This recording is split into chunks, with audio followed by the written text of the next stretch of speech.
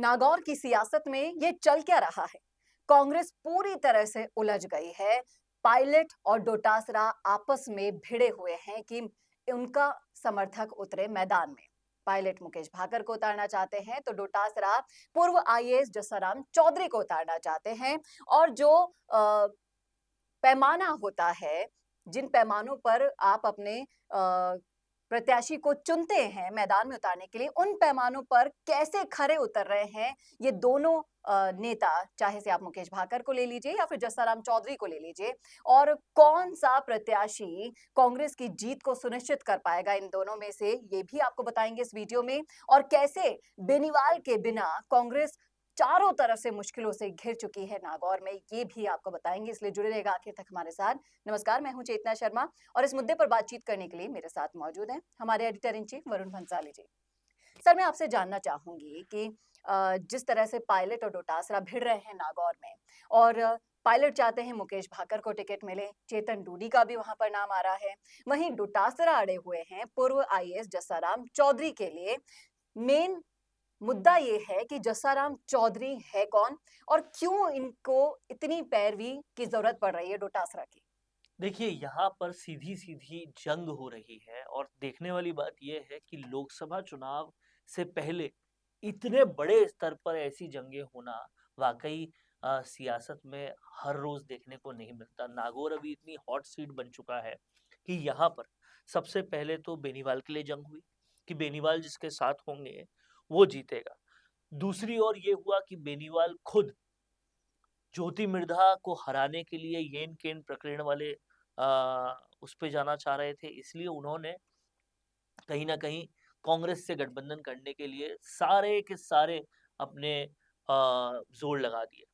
लेकिन अब ये हो रहा है कि बिना बेनीवाल के भी कांग्रेस कैसे जीते, उसको लेकर भी सारे समीकरण खुद ब खुद बन रहे हैं। अब आप देखिए कि रिचपाल मिर्धा और ज्योति मिर्धा ने कांग्रेस को खड़ा किया, उनके परिवार ने खड़ा किया, वो दोनों बीजेपी में आ गए। तो एक बार के लिए लगा अब कांग्रेस का क्या होगा?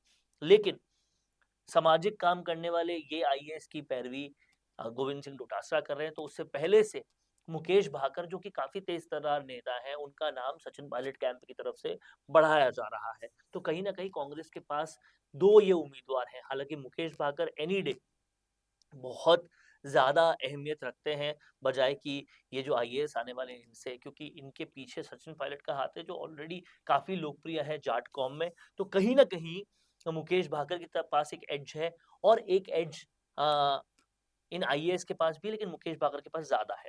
अब समझ में ये आ रहा है कि हनुमान बेनीवाल जो प्रयत्न कर रहे थे कांग्रेस के साथ गठबंधन का, वो प्रयत्न और क्षीण होता जा रहा है, क्योंकि अशोक गहलोत लगे हुए थे जी। हनुमान बेनीवाल के लिए हम्म। ताकि उसका फ़ायदा वैभव वैभव गहलोत को भी गहलोत मिले। को मिल सके। वो प्रयत्न अब क्षीण होता जा रहा है क्योंकि नागौर में ऐसा लग रहा है कि अब इनके बिना भी काम चल जाएगा। हम्म। और ये जो सारा प्रकरण बन रहा है, ये कहीं न कहीं मुश्किलें खड़ा कर रहा है ज्योति मिर्धा के लिए भी। हम्म। क्योंकि अगर ऐसे-ऐसे जाट प्रत्याशी निकल कर आएँगे और लड़ते जाएँगे, तो फिर ज्योति मिर्धा का क्या होगा? अब आप इस बात को समझिए, ये पूर्व आईएएस ने भी जॉइन तो कर ली कांग्रेस, मुकेश भाकर को भी टिकट मिलता है, तो ये नई पार्टी में आए हैं, तो अपनी ताकत दिखाने के लिए मुकेश भाकर को सपोर्ट तो करेंगे अगर टिकट उनको मिल जाता है तो। ऐसे में ज्योति मिर्धा का क्या होगा? ये वाक़ई एक प्रश्न चिन्ह बन रहा है और मुश्किलें हो रही है। हालाँकि उनके पास प्रधानमंत्री मोदी का चेहरा है, पर अब देखने वाली बात ये होगी कि होता क्या है? जी। और इसके अंततोगत्वा अगर ऐसा कुछ हुआ कि ये फाइनल हो गया कि हनुमान बेनीवाल का गठबंधन नहीं हो रहा कांग्रेस से, तो वो और आरएलपी से किसको खड़ा करते हैं, ये त्रिकोणीय समीकरण बनाएगा। जी, लेकिन सोशल मीडिया पर जो चर्चा चल रही है, जब से डोटासरा की नज़र में ये नाम आया है और इनको वो बढ़ोतरी दे रहे हैं, टिकट दिलवाना चाहते हैं, तो इस नाम पर जो चर्चा चल रही है, वो मैं आपसे डिस्कस करना चाहूँगी। लोग कह रहे हैं कि ये जस्साराम चौधरी है कौन? ओबीसी आरक्षण के समय इनका नाम तो सुना था, लेकिन जब आप प्रत्याशी को चुनते हैं, तो उसको चुनने के कई मापदंड भी होते हैं, जिसमें लोकप्रियता पहले मापदंड पर आता है। लोगों को समझ में आना चाहिए कि कौन हमारा प्रत्याशी बनकर उतरा है, फेस होता है वो आपकी पार्टी का। ऐसे में जस्साराम चौधरी कैसे जस्टिफाई कर पाएँगे नागौर सीट को? क्योंकि मुकेश भाकर को अगर आप देखेंगे, जाना-पहचाना नाम है और उनके दामन में कोई दाग नहीं है, प्लस सचिन सचिन पायलट पायलट का उनको सपोर्ट भी है। तो जस्साराम चौधरी कैसे जस्टिफाई करेंगे इसे? देखिए, जस्साराम चौधरी की एक छवि एक सोशल वर्कर के तौर पर है हुँ, और थोड़े बहुत लोगों में पकड़ है। लोकप्रियता हालाँकि बहुत ज़्यादा नहीं है, काफ़ी कम है और कहीं न कहीं उनको साथ गोविंद सिंह डोटासरा का है। अब गोविंद सिंह डोटासरा भी लोकप्रियता का मामले में सचिन पायलट के दूर-दूर तक पास भी नहीं है, मतलब हुँ, बहुत दूर है। लेकिन क्या है कि आज जाट कौम के सबसे बड़े नेता कांग्रेस में कौन है, ये हुँ, कोई पूछने निकले, तो ताकत की दृष्टि से तो गोविंद सिंह डोटासरा है हुँ।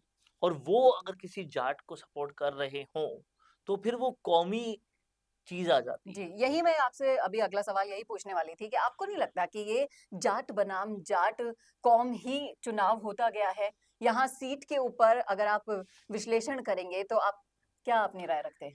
देखो क्या हो रहा है कि जाट शुरू से बिखराव का शिकार है और यही सबसे बड़ी वजह है कि वहाँ कोई सीएम पूरे राजस्थान में जाट का नहीं बन पाया, आज तक जाट जाति का नहीं बन पाया, सबसे ज़्यादा वोटर्स टर्नआउट होने की वजह से।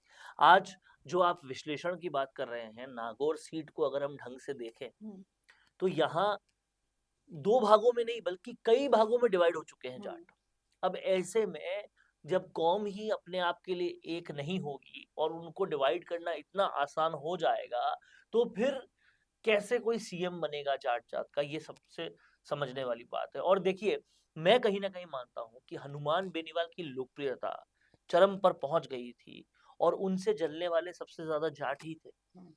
और जिसकी वजह से आज जो वो फर्श पर पहुँचे हैं, वो ऐसे ही जाट नेताओं की वजह से है। तो अब कहीं न कहीं देखना ये होगा कि क्या वो कौम को एक कर पाते हैं, क्या वो निर्दलीय लड़कर या किसी तरह से आरएलपी से लड़कर भी जीत पाते हैं कि नहीं? या अपनी पत्नी कनिका को खड़ा करके वो जीत पाती हैं कि नहीं? या कोई समीकरण बहुत ज़्यादा बिगाड़ पाती है कि नहीं? ये सारी चीज़ें देखनी पड़ेगी क्योंकि अगर ज्योति मिर्धा भी वहाँ से जीत जाती है, तो ये हनुमान बेनीवाल की इससे भी बड़ी हार होगी, जो वो 3 सीटों से 1 सीटों पर आकर हुई या फिर 1 सांसद से 0 सांसद पर आकर जी। हुई क्योंकि हनुमान बेनीवाल के लिए अहम की लड़ाई है नागौर की जी। सीट। ये तो हुई नागौर सीट के विश्लेषण की बात। अगर हम कांग्रेस की ही बात करें तो पिछले विधानसभा चुनाव में ये गहलोत वर्सेस पायलट था और अब ये डोटासरा वर्सेस पायलट होता जा रहा है। तो क्या कांग्रेस हमेशा ऐसे ही आंतरिक कलह और गुटबाजी के चक्कर का शिकार अपने गुटबाजी का प्रत्याशियों को होने शिकार तो देगी? हो ही चुकी है कांग्रेस। आप देखिए अभी तक 10 सीट, हुँ, मात्र 10 सीट की घोषणा कर पाई है। बाकी हर सीट पे लड़ाई चल रही है।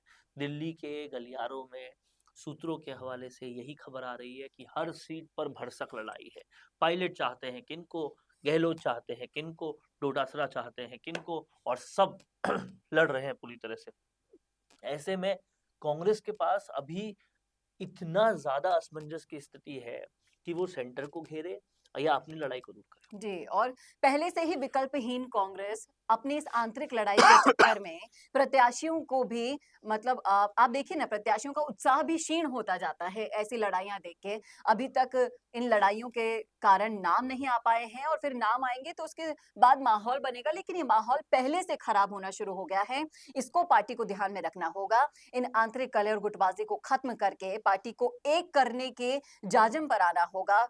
ये वर्सेस वाली जो लड़ाई है, Pilot versus Dotasra, Gehlot versus Dotasra, इन सबको खत्म करके अपनी पार्टी को एकत्रित करने का काम, कार्यकर्ताओं को सम्मान देने का काम, नेताओं को तवज्जो देने का काम करना होगा। अब नागौर की सियासत में कौन जीतेगा और कौन हारेगा, ये तो आने वाला वक़्त बताएगा, लेकिन आप ज़रूर बता सकते हैं, आपने देखा है ये पूरा वीडियो। और अगर आते हैं आप नागौर लोकसभा क्षेत्र से, तो क्या चल रहा है वहाँ? आपके मन में क्या है इस राजनीति को लेकर? सब कुछ लिख डालिएगा कमेंट बॉक्स में, क्योंकि आपकी राय हमारे लिए बेहद मायने रखती हैं। और ऐसे ही और वीडियोस के लिए देखते रहिए राजस्थान संवाद। नमस्कार। कोरोना सोल्टेक क्वालिटी, डेडिकेशन और कस्टमर सेटिस्फेक्शन को प्रायोरिटी पर रखते हुए हर इंडस्ट्री की इलेक्ट्रिसिटी में कॉस्ट सेविंग कराने और उन्हें रिन्यूएबल एनर्जी की ताकत देने के लिए लगातार काम कर रहा है। क्योंकि कोरोना सोल्टेक में हमारा मानना है कि देश के रिसोर्सेज को सस्टेनेबल बनाने के लिए जरूरी है कि हम सबका उसमें बड़ा कंट्रीब्यूशन हो। इसीलिए सोलर प्रोजेक्ट्स की टाइमली डिलीवरी करते हुए एक पार्टनर की तरह आपकी इंडस्ट्री को हम अपडेट करते हैं और हमेशा आपकी सर्विस के लिए तत्पर रहते हुए सोलर एनर्जी का पूरा पोटेंशियल आपको मिले, इसी दिशा में काम करते हैं।